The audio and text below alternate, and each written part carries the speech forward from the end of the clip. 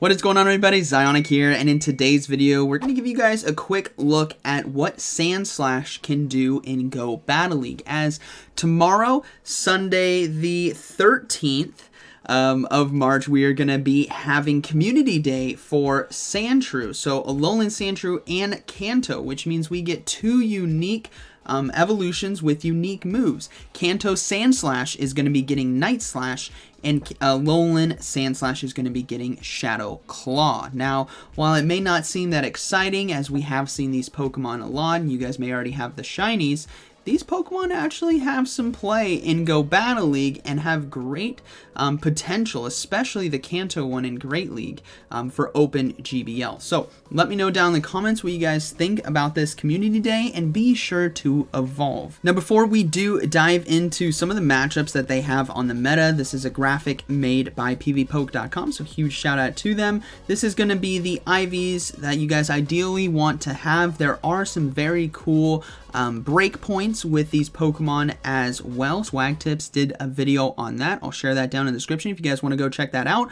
But these are going to be the rank 1 PvP IVs if you guys want to go for full defensive, basically. So yeah, take a screenshot, go check this picture out on Twitter from PvPoke.com.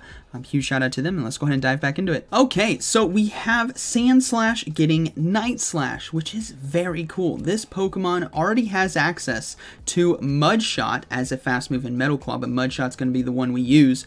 Earthquake, Bulldoze, Rock Tomb, and potentially Return. Ideally, you will be using either Earthquake and Rock Tomb, or Earthquake and Night Slash. You could in fact try to go spicy and go for Rock Tomb and Night Slash, but you lose out on a lot of potential coverage that you already have with Earthquake. But what's cool about Night Slash is its coverage on the meta.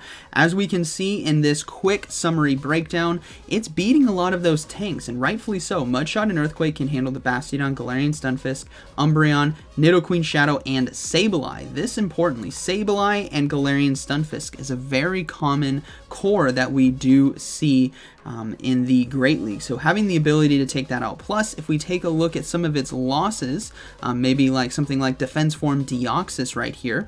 Defense Form Deoxys matchup requires that it has the Psycho Boost, because if it has Rock Slide and Thunderbolt, the Sandslash here can win it by just going straight Night Slash, which is very cool. I think getting access to Night Slash for coverage moves is always welcomed for a meta where Ghost-type Pokemon are very common. Think about Sableye, Jellicent, Trevenant, Psychic-type Pokemon like Mew or Medicham or Defense Form Deoxys. Now, having access to Night Slash is going to bode very well, which is why you guys want to make sure you have a Kanto one, especially for unique cups that we may see in the future where Sandslash now is top meta. So that is just a quick look for Great League. We also have Alolan Sandslash getting Shadow Claw, which is very interesting. Now, the typing on Alolan Sandslash isn't the best because it is double weak to some common things.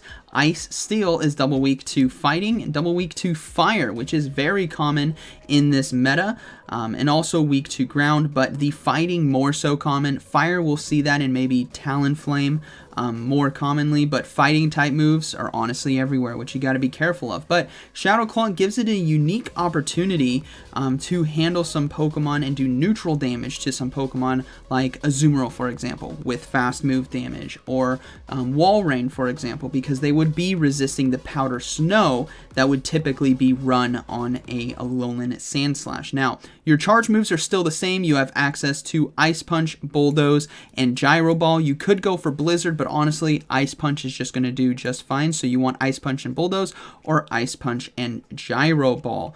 Shadow Claw, as well, as we can see, still picks up stuff like Trevenant, Nidoqueen, Altaria, Skarmory. It does really well against those flyers because of its typing and moveset, but Shadow Claw, I think, is going to come in clutch in some of those neutral matchups where Powder Snow would be otherwise resisted. Now, it's not going to be breaking any kind of meta because, honestly, the typing really holds it back, but again, look out for specialty cups. Make sure you get one. Now, one other thing you guys need to be aware of is XL Alolan Sandshrew. According to Caleb Pang, this thing is an absolute absolute monster. Powder Snow, Night Slash, and Blizzard. It's extremely bulky. You could also run it with Gyro Ball. But getting the candies to power this thing up might bode over very well because of its coverage on the meta. As you can see, it can beat a lot of very strong Pokemon and has access to moves where it can at least do neutral damage to some of them if they decide to go for Gyro Ball, for example, versus Azumarill, right? Fairy Water. But this is just something to be on the lookout for. If you like investing in unique XL Pokemon and Community Day can give you access to that, try Alolan Sandshrew in the Great League. Now, if we change this over to Ultra League, we're going to look at Ultra League and Premier Cup. In the Ultra League, Alolan Sandslash XL actually comes in pretty high because of its ability to take down Giratina Altered and Cresselia, very common Pokemon in the meta, as well as doing strong against Sylveon and other Charmers like Alolan Ninetales, and having coverage for Nidoqueen. Now, obviously needs to watch out for Talonflame, which is very common, but at least being able to hit for neutral damage with Ice Punch is very advantageous if it's loaded on energy. Really solid. Again, XL, gotta look out for it. And same with Sandslash, having Earthquake, Night Slash, and Mudshot there. Can still handle some common Pokemon, Registeel being one of them, Galarian Stunfisk again, and handling Giratina Altered. All of which is very nice. And being able to handle the Swampert, now that's interesting. Let's see what's happening under the hood. I'm guessing it has to do with the Shield Bait. Yeah, if it can land an Earthquake, this Earthquake from an XL Sandslash, actually this is Shadow, I should say. This is Shadow Sandslash with an Earthquake can land for 71%. So yeah, okay, so this is going to be similar matchups. It can still beat the Shadow Swampert. Okay, very cool, but the coverage, again, still the same. Night Slash and Earthquake really well on the meta. Now looking at Ultra Premier, we have similar rankings. They're not the top, but they have coverage. Sandslash here, obviously doing well against stuff like Trevenant, Gallade, Venusaur, and Sylveon, along with Alolan Muck.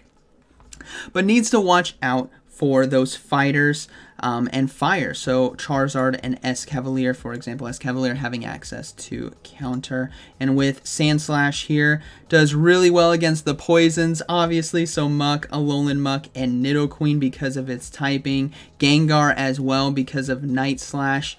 And again, could hit back pretty hard against a lot of these Pokemon with either Earthquake or Night Slash, depending. So this is going to be one of those community days where you guys are definitely going to want to have the moves on those Pokemon. You don't necessarily have to power them up right away, but have them available for when you need them, because you'd rather have them and not need them than need them and not have them. So hope you guys enjoyed today's video. Hope you guys have a wonderful community day. Again, if you guys want to go check out this picture for the IVs, it's from PvPoke on Twitter, so be sure to go check him out, and go check out the potential alternative IVs from Ryan Swag Tips, talking about breakpoints and bulk points as well.